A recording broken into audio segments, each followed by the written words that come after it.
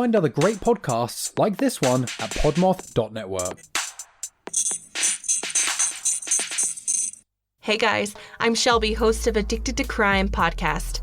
Join us for deep, chilling dives into the evil nature of criminals, and let's take a closer look at their early life and background to see how they got to the day of the crime. This podcast was created in hopes you pay closer attention to your surroundings and hopefully stay safe. You can find us anywhere you get your podcasts or else on the website www.addictedtocrime.org. Happy listening, thanks for your time, and stay safe. Hey, Twisted listeners, I'm Cindy, and this is Twisted Listers, a podcast about murder and lists.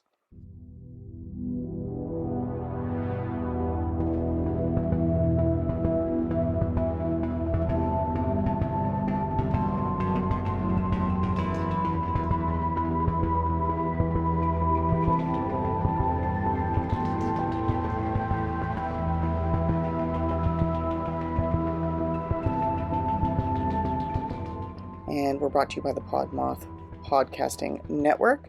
Check out all the other shows on the network. And as you all may have noticed, I'm flying solo today. Diva had some stuff come up, so she's going to be gone this week. Hopefully back next week, but either way, we're going to keep putting out episodes. I'll just be flying solo. So if you are a Diva devotee, first of all, same. And second, don't worry, she'll be back soon, but hopefully you guys like the cases that I've chosen to cover in the meantime. Please don't forget you can follow us on Patreon, patreon.com/twistedlisters. You can join us on TikTok. It's just at Twisted Listers. You can join us on Instagram. It's Twisted Listers PCast.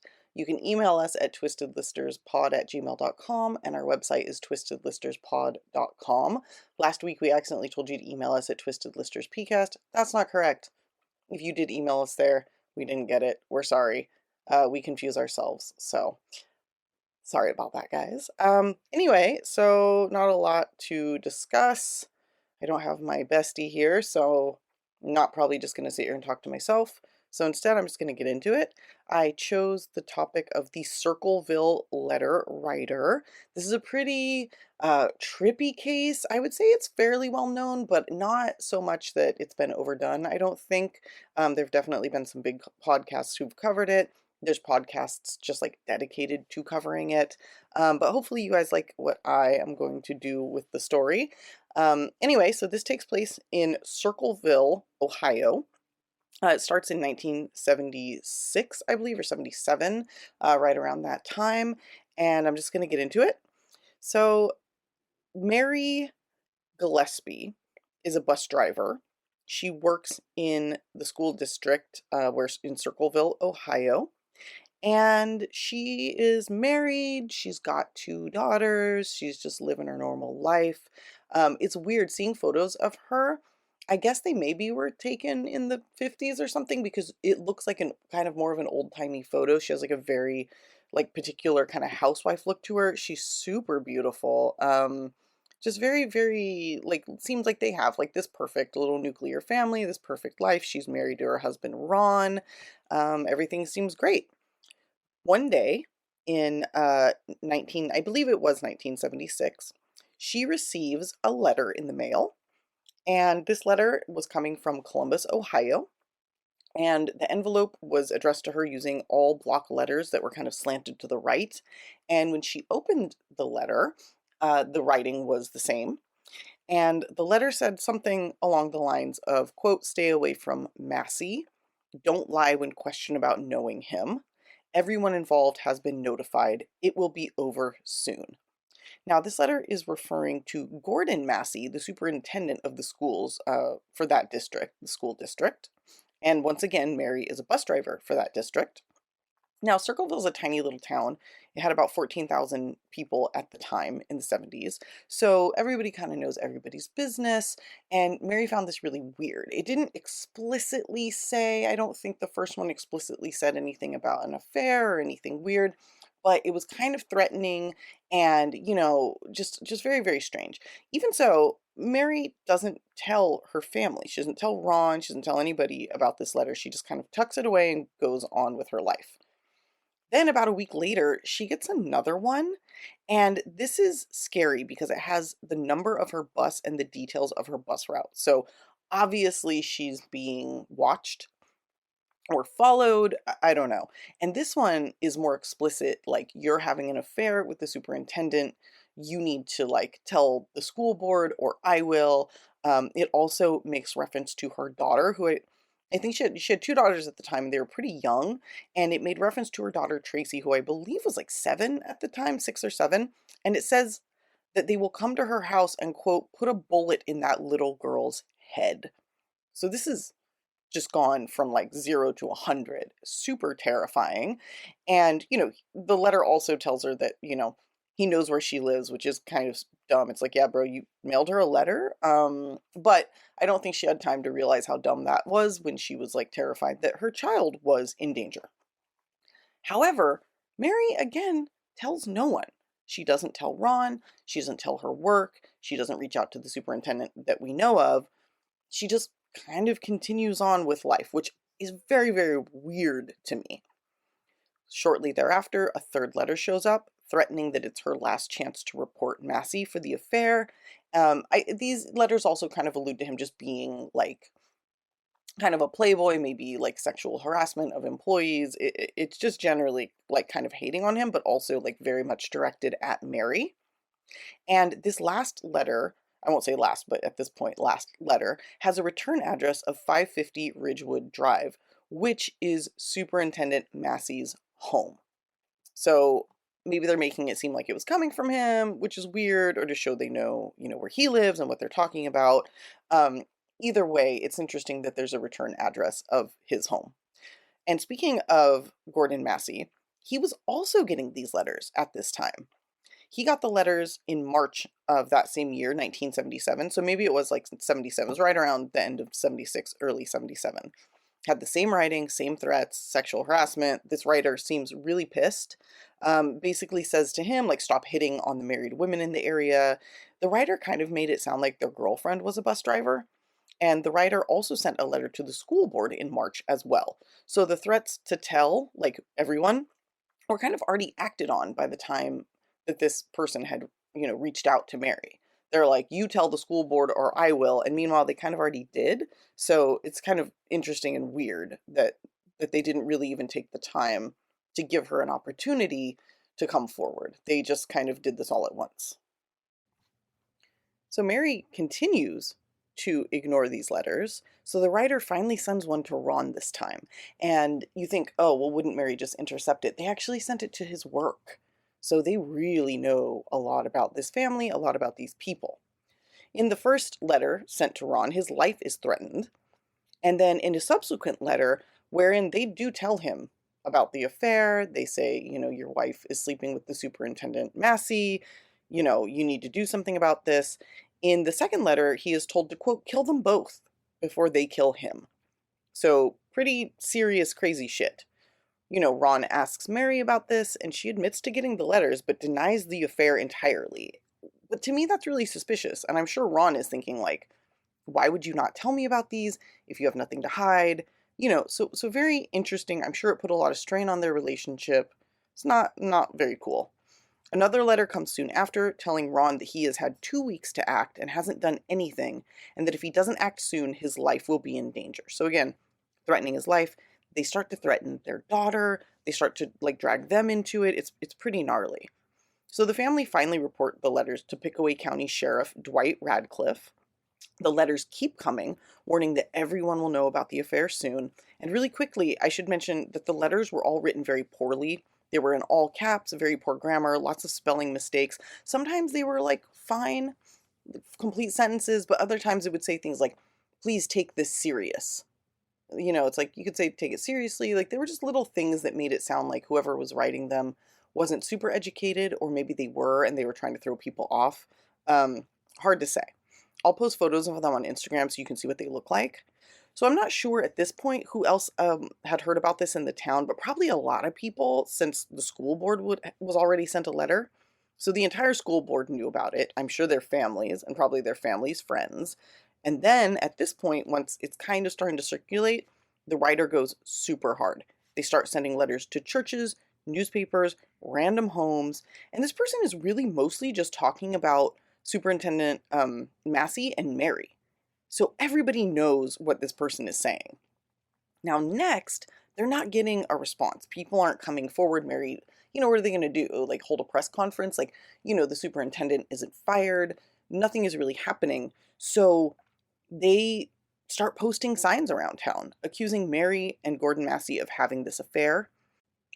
And they also start posting really horrible things about Mary and Ron's daughter, Tracy, who again is 7 years old at this time. So like explicit, horrible things about her. And they're putting these on signs. So Ron starts getting up early in the morning, every morning, like 5 a.m. before anybody else is up and driving around to go to work. And he drives around to all the spots where they know these are being posted and he pulls them down one by one. So they're just trying to keep themselves safe, to keep their daughter safe, to stop the harassment because they don't know what else to do. So even though everybody knows about the situation, Mary and Ron have sort of refused to address it. They don't want to admit anything. Finally, though, they do reach out to Ron's sister Karen and her husband, Paul Freshour. They tell them what's been happening and they kind of ask them, can you brainstorm and help us, like figure out what's going on? Mary at this point kind of thinks she knows who it is, and it's a man named David Longberry. Now, he's another bus driver who works for the district, and at some point he had made a pass at her, and apparently had become angry when she had turned him down because she was married. So they decide this has got to be the guy. He's a little weird. He wasn't happy at being rebuffed, So they decide they're going to send letters to David to try to scare him into stopping what he's doing. They decide Paul will be the one to write the letters. And these letters basically say, like, we know who you are. We know what you're doing. You need to stop. And once they send these letters to David, it does stop for like a couple of weeks. And things sort of start to go back to normal-ish. So Mary decides, okay, I'm going to take a vacation. And she goes on vacation with Karen, Paul's wife, and maybe some other friends. And they go down to Florida. I don't know how long they're gone, maybe a week. They're just trying to enjoy their lives, So Ron and their 2 daughters stay back at home in Circleville. Now, this is in August of 1977. So this has been going on about 6 months or so at least. And on the night of August 19th, Ron receives an anonymous phone call. This call came in at 10 p.m. and it seemed to really, really upset Ron. Ron hangs up, grabs a gun, and tells his daughter he's going to go confront the letter writer. He leaves his daughters at home alone. And the oldest one, I think, is like 7, maybe 8 at this point. So that's pretty crazy to me. He also doesn't tell them who the person who called was. So whoever he thought the letter writer was the person on the phone, but he didn't tell anybody who he thought that would be. So kind of annoying because who the hell is it, right? The letter writer said he'd been watching the truck, but Ron decides to hop into it anyway. But that's significant because of what happens next. Just about 30 minutes later, Ron is found in his truck, which had veered off the road and hit a tree. The truck is completely totaled and Ron is inside unconscious. He's pronounced dead upon his arrival at the hospital. Apparently he was driving super fast and missed a turn, causing him to hit the tree, which is weird because this is a road he'd driven hundreds of times. So he probably could have done it in his sleep, but missed it this time.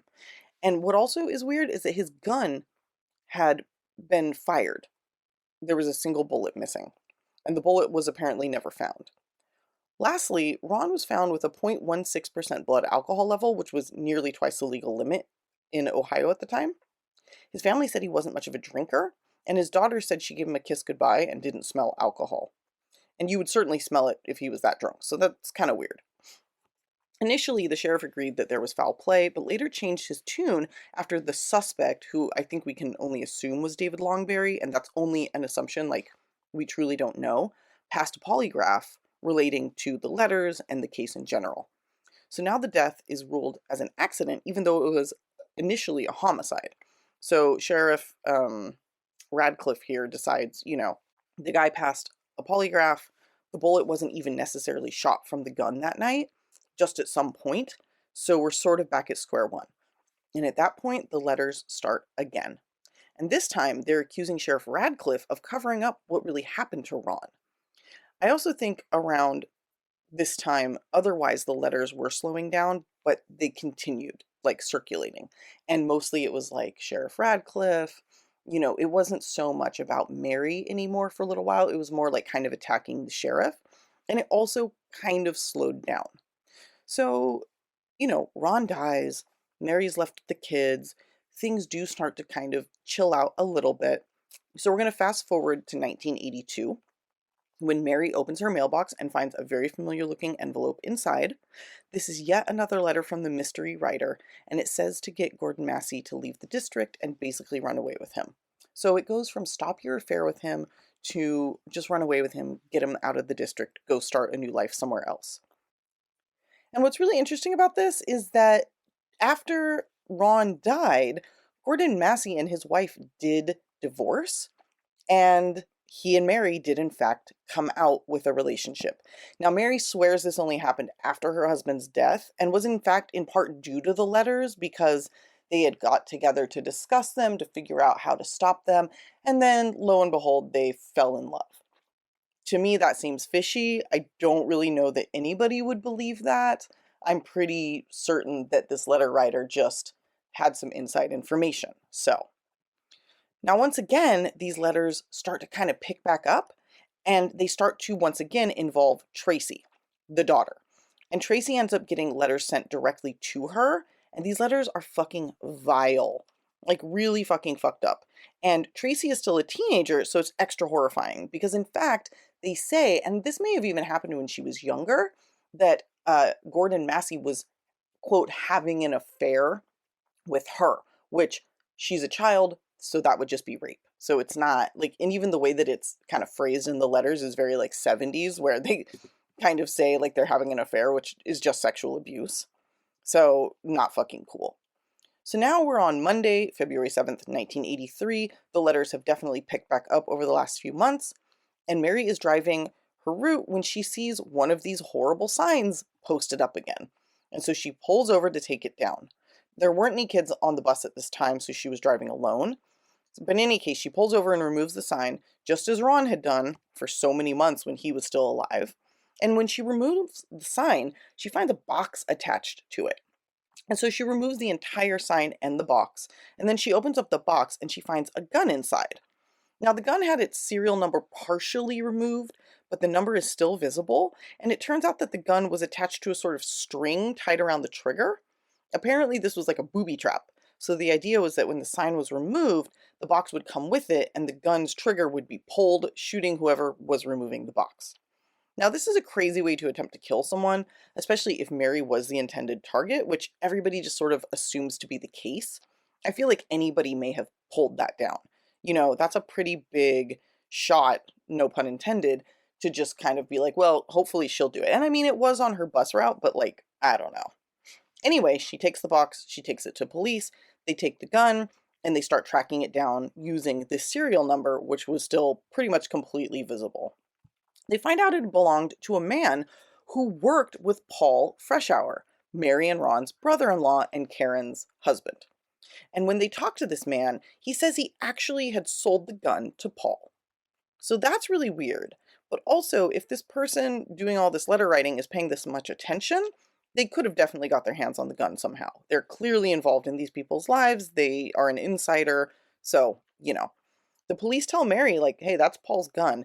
And she's surprised, but she also mentions that a few months prior, Karen had told her that she thought Paul could be the letter writer. So Mary ignored this at the time, thinking Karen and Paul were maybe in a rough patch, and in fact, they ended up getting divorced shortly thereafter. But now Mary found this to be, pretty significant, which I think is fair, and told the police what Karen had said. The police then go and interview Karen, who said that yes, she did tell this to Mary, and she did so because she had actually found some letters in their house while they were still married that matched those of the letter writer. These letters were not directed at Paul, but rather at other people, which made her wonder why they were in the house. But for whatever reason, she didn't mention that to anybody at the time, which I think is very, very fucking weird. But we'll get back to that. So now the cops are kind of like, this is weird. Like, this is one of their, family members. They wrote letters to who they thought was, the original letter writer. Like, how is this all coming together? So they ask her, where are those letters? And she's like, oh, I didn't keep them. So, of course, we don't have proof. We just have her saying that. She also said she found one torn up in the toilet and that her son had to fish it out with a coat hanger. She said the motive was that Paul hated Mary after Ron's death because of the affair, which is like, okay, that's fine, but also the letters started before Ron's death and kind of, made, like, they were the reason he died. So that's a weird thing to kind of bring up as, like, motive when that had all begun before Ron ever died.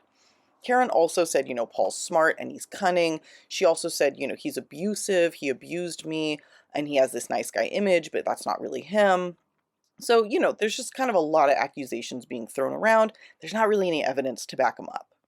Police then go speak with Paul's work and find that he was not there the day the booby trap was set, which is weird because it was a Monday. So it was like a normal work day and he should have been there.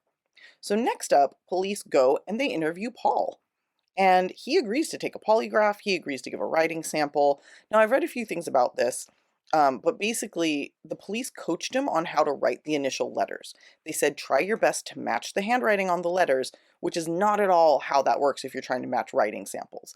They did also just dictate to him what to write, and they told him, write in all caps. But the thing is, like, the writing samples could have been tainted if he had already been advised to try to match the writing on the letters, and then they have him write dictated ones. He already kind of knows how the writing should look, so he very well could have been attempting to match it because he thought that's what he should have done. Now, writing analysis is not exactly a perfect science, or really a science at all, depending on who you ask, but even if you take this as a smoking gun, you don't really do that by having your suspect try to match the writing. It's supposed to be from a natural sample. You can give them, like, okay, write in all caps because that's what the letter writer did, and we're going to read a portion of one of the letters, we want you to copy it. But, like, telling them, like, putting the letter in front of them and being like, can you make your writing look like this? And then going, well, look, your writing looks like that. Like, that doesn't really work. And that is, at least in part, what the sheriff did. So that's really weird. So anyway, he also admits to having owned the gun. Paul's like, yeah, I did own the gun. But he said it went missing while he was away on a vacation, and that he didn't report it missing because he thought that an unnamed family member maybe had taken it, and he did not want to get them in trouble. And he refused to name who this family member was, I should mention. So he's like, I think somebody in my family took it. I'm not going to say who it was. I don't want to get them in any trouble, but I did realize it was gone, and I didn't report it. So he takes this polygraph, and he fails. And he actually fails 3 or 4 of them, which is significant. And the gun being his is also significant, for sure. And supposedly, although once again, there's no proof of this, and this may have just been like a weird media reporting thing, he supposedly breaks and admits to writing 40 or 50 of the letters, but denies having anything to do with the gun or the attempted murder. And I say supposedly because, like I said, this may have been like just a misunderstanding of the media. I did read a few newspaper articles from the time that say that he admitted to writing some of the letters, but what I think it may have been is that he told the police that he wrote letters to the letter writer with his family. So like when Ron and Mary were like, let's write letters to this David guy or whoever it was, and Paul was the one to do that. I think he told the sheriff that, and either the sheriff misunderstood or the media misunderstood, because Paul always maintained that he never wrote a letter. Like in all of his interviews in the court, like he never ever admitted to that. So it's really interesting that it got reported that he did and then took it back, because there's no proof that he actually did that. But it is significant. So Paul's arrested, even though a thorough search of his home and his car turned up nothing. No evidence of a booby trap, none of those letters his wife seemed to find, hanging around, nothing. But he's still charged with attempted murder. Now, he obviously pleads not guilty, and he's held in jail for, I think, a few months. During this time, the letters continue, and other inmates are accused of smuggling them out for him, which is ridiculous.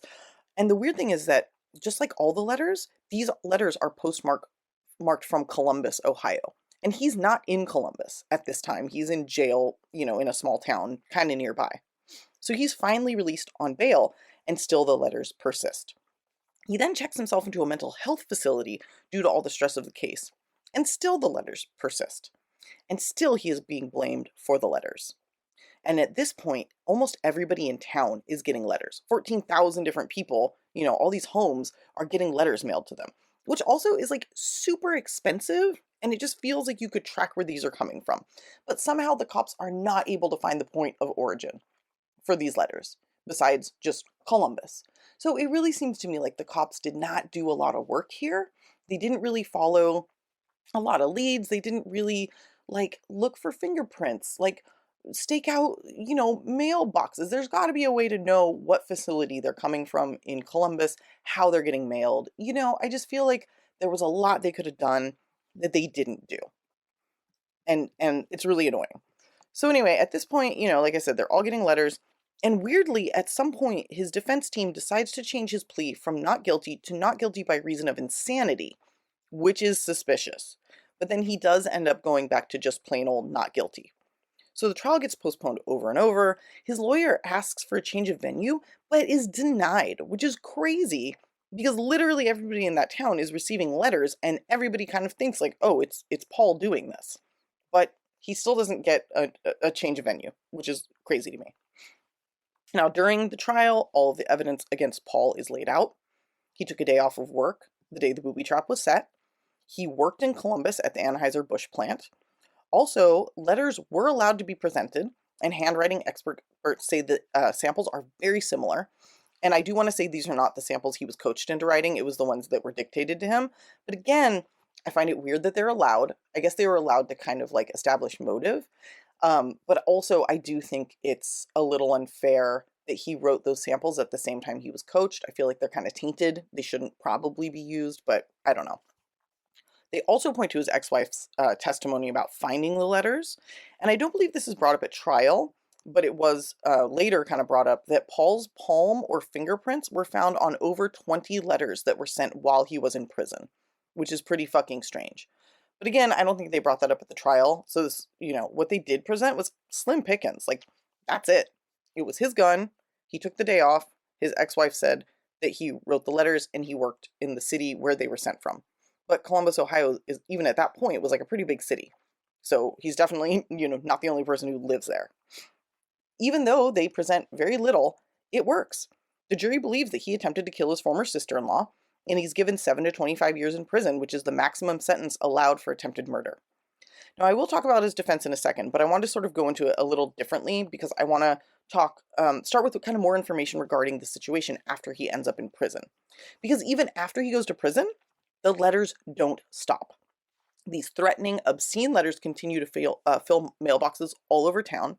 It gets to the point where Paul, at the request of the Sheriff Radcliffe, he's put into solitary confinement, where he's not given a pen or paper. His mail is held from him. And anyway, how exactly would this inmate be able to send out hundreds of letters from the mail without, somebody at the jail noticing? The whole thing is dumb. And the letters are still postmarked from Columbus. And he is 200 miles away in Lima, Ohio, in prison. Even after he's in solitary, the letters keep coming and coming and coming. And, he's never even been convicted of writing these letters. And yet he's being, punished for them still being sent. And all of this, locking him away, like I said, is coming from Sheriff Dwight Radcliffe. The sheriff who couldn't crack the case. The sheriff who didn't go to Columbus and investigate the mailboxes. The sheriff who just didn't really do a whole lot. Finally, the warden is like, look, Sheriff, these letters are not coming from here. So you need to maybe look at some other source for these. And then, once he's in solitary and he's locked up in prison, Paul himself gets a letter from the letter writer saying, quote, when we set him up good. Among many other things that are basically like, haha, fuck you, you're not getting out. Even though they have pretty much proven, the warden himself is like, these are not coming from Paul. In 1990, when he's up for parole, he's denied, even though he's a model prisoner. And, even though it's he's not sending the letters, the parole board straight up said, these letters are concerning to us. We're not going to let you out yet. And it's kind of crazy. It's kind of crazy to me. So Paul continues to maintain his innocence. At this point, a lot of people are starting to think that maybe they did have the wrong guy. It's thought that whoever wrote the letters also set the trap, right? And it's clearly not him writing the letters. Or maybe it is. We're going to swing back, right? Now, Paul's own daughter, Selena, says she knows he did it. It might be Selena or it might be Sena. I've seen it written two different ways, Scena and then also Selena. So I don't know. But anyway, she says, oh, I know he did it.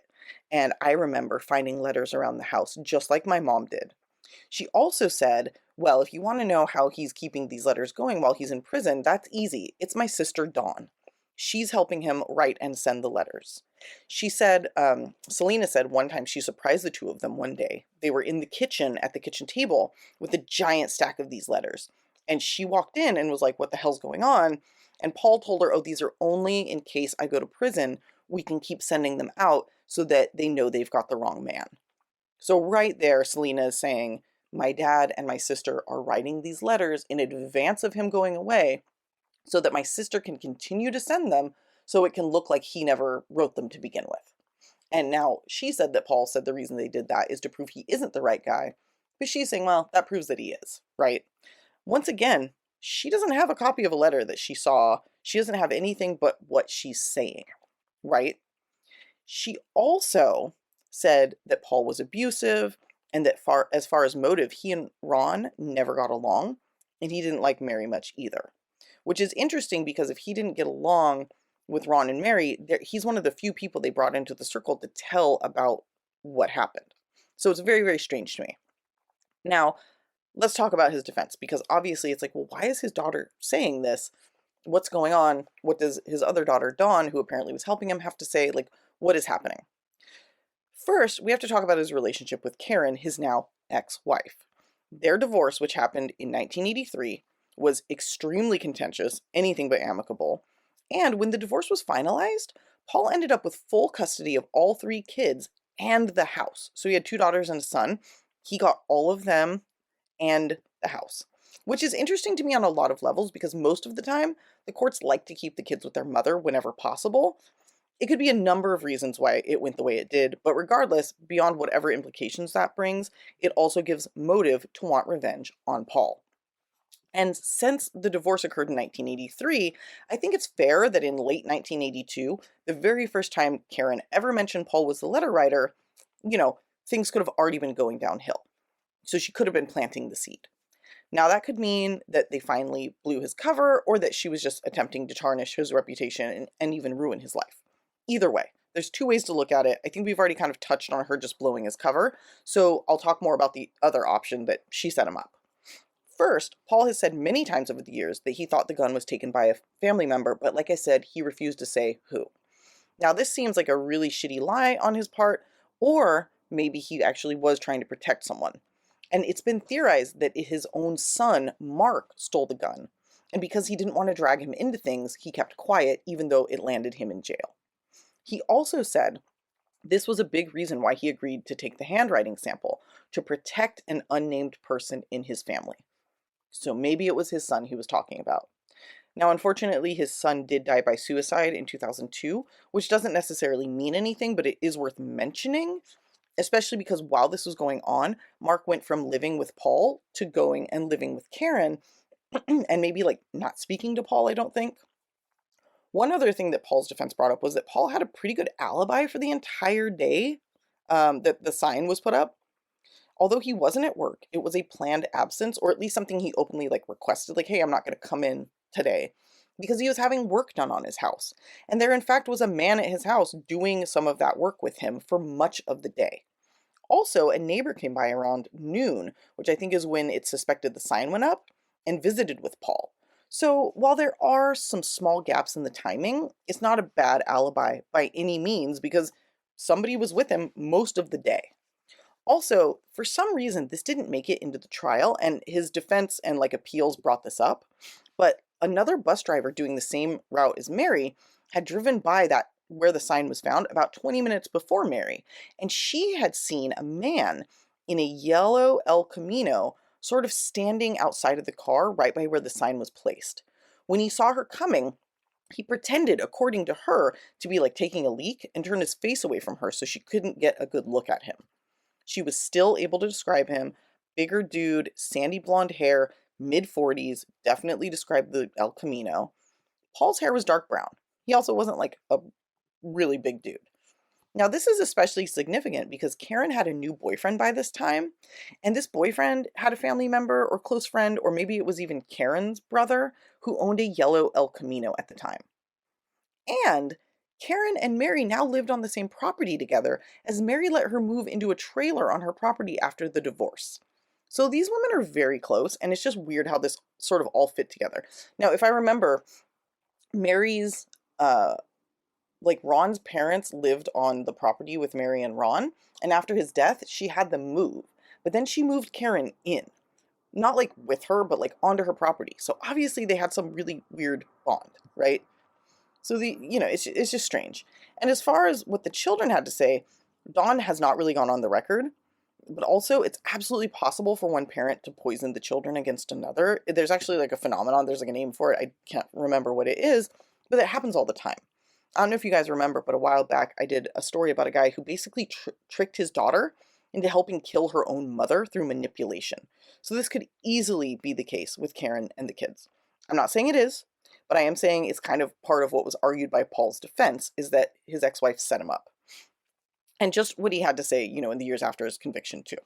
And also, who did Ron talk to on the phone that was the supposed letter writer? If it was Paul, I feel like he would have said so and not had him writing letters to that person telling the guy to stop. It's really difficult to say how that would have worked. Like, was she doing it from the beginning? Was he writing them in the start because he was mad about the affair, or might have not been happening? It's really hard. Like, none of this really fits with him being the original writer. Like, if Karen was framing him, then he probably still would have had to be the original writer. Or who was, it's all very convoluted. So anyway, there are independent handwriting experts that say the letters were absolutely written by him, but there were none of his fingerprints or anything on the gun or the box. So maybe they used that to frame him for attempted murder. Like, maybe he was the letter writer, and maybe, Karen and Mary got together and Karen told Mary about it, and Mary got mad, and they're like, let's fucking frame him. Let's put him in prison for ruining our lives. There's a lot of different things. It's really hard to say. It's super, super confusing. So there's a lot of weird possibilities. I don't think it's a bad one to say that a scorned ex-wife got creative with getting back at her husband. It absolutely could have been that Paul was the original letter writer and that Karen knew, and it took until they divorced for her to tell Mary, because the two were close, and then they decided to frame him for murder. That being said, there are tons of other theories, and I want to talk about a few of them. One is that it was Massey's son. So, he had a son who was, I think, 19 at the time, who may have been angry about the affair and wrote the original letters. Like I mentioned, one of the letters did have their address as the return address. So maybe he just did that by accident, like you're in the habit of putting your return address, who knows? It doesn't make a lot of sense, though, because he was 19. Like, how would he know so much about Mary and her family? But, some people at least bring it up. Now, there was a man named Martin Yance who became really interested in the case. He's a journalist and believes very much that Paul is innocent. His theory is similar to kind of what I was saying, but more refined. It begins with the idea that the original letters were coming from that rejected coworker of Mary's, that guy David. Now, David was later suspected of raping an 11-year-old girl, but went on the run and died by suicide before he was able to be arrested for the crime. So obviously, he's got some shit going on, not a good dude. He believes that David wrote the original letters, but when things went sour between Karen and Paul, Karen used this crazy situation to frame Paul for murder. He had met Karen many times and said he had never met anyone, quote, so consumed with such irrational hatred for another and a willingness to say anything, no matter how provably false, to defame him. So basically, she would do anything she could to ruin Paul's life, according to Martin. And Martin said that he had even received a death threat over the phone after saying this about Karen. So he's calling Karen out, and now he's having his life threatened. Again, Paul's daughter does defend her mother, so it's a really big mess. Paul was released from prison after serving 10 years, and he spent most of the rest of his life defending his innocence. He also maintained that the sheriff covered up the murder of Ron Gillespie, who he had been calling the sheriff out from the beginning. Like, as soon as Ron died and it was ruled like an accident, Paul was like, it's not an accident. It's not an accident. You need to look into this. You need to look into this. Why would he do that if he was guilty, if he was involved? At the same time, the letter writer was saying the same thing. The sheriff's covering it up. The sheriff's covering it up. So once again, you have on one hand, but then on the other. So it's really hard to say. So anyway, it could make sense that the sheriff was involved. It's such a small town. Who knows who's close to who and why?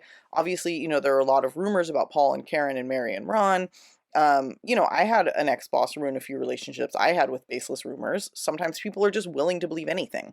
And especially when the entire town is involved, it would be really easy to make this, a hysterical situation. I feel like this is almost like a Stephen King novel, like where he just uses the paranoia of the people for them to like tear each other down. And it really could have been something like that. It could have been started by someone, finished by someone else, ruined this man's life. One man ends up dead, another ends up in prison. It's pretty fucking crazy. The letters finally stopped in the mid-1990s. It took about 18 years of consistent letter writing before they finally stopped. Paul lived out his life defending himself, saying he was definitely not involved, he was innocent. He created a website with, quote, proof it wasn't him. But honestly, there isn't really any proof one way or another. Like, almost every single thing can be explained in favor of him, or like being innocent, or in favor of him being guilty. It's really fucking wild to me. The closest thing to proof is a few fingerprints on some of the letters, and also like that could have easily been a frame job. So we will likely never know who was behind this for sure. Many people are completely positive it was Paul, while many others believe it was Karen. A lot of people think that it started with maybe David, and then Karen and the sheriff, maybe conspired to frame Paul. Maybe it was convenient for the sheriff to, crack the case. Maybe that's why he was so mad the letters kept coming. I mean, it's so hard to say. It could be a combination of all of the above. But whoever did it is a crazy fucking case. I don't think we're ever going to know the real truth. And what I find really interesting about that is, like, in this day and age, can you imagine that happening? This would never fly. It would be so easy to track down who sent these letters. It would take like a day. If they'd even send them by snail mail, which probably wouldn't even be a thing. So it's just very, very interesting. I kind of don't think that Paul did it. I kind of think that it was started by David, the scorned bus driver, and then finished by Karen. But that's a big convoluted mess as well. And matching handwriting samples, I mean, that's a lot of work. Whoever did this was writing hundreds and hundreds of letters. And that's a lot of dedication. I really wish Diva was here to talk this through with me, because I think I could use her yin to my yang. She's usually pretty insightful on this stuff. So hopefully when she's back, we can take a minute to talk it through. But definitely let me know what you guys think, because I'm honestly stumped. I don't know who did it. This is a wacky ass case. Like, everybody in this tiny town getting all these letters, and like these poor people just having their lives put on blast. I think Mary was having an affair for sure. I mean, you don't just make something up like that and then, oh, look, it ended up being the case later on. Like, that's stupid. Like, come on. So a lot of salacious, weird shit going on here. But I don't think we'll ever know the truth, and the battle rages on online. Feel free to do a deep dive on Reddit like I did. Pretty fucking crazy stuff out there. There is an Unsolved Mysteries on it. It's pretty like high level what happens, but still worth a watch. It's dramatized, but it is with Robert Stack, so gotta love it. Anyway, thanks so much for listening, guys. I hope you all enjoyed this case, and I'll be back later this week with another case solo, and then hopefully Diva will be back next week. Otherwise, I'll just keep the content coming like this. Either way, we love and appreciate all the listens. Thanks so much for tuning in, guys, and until the next time, stay off our lists.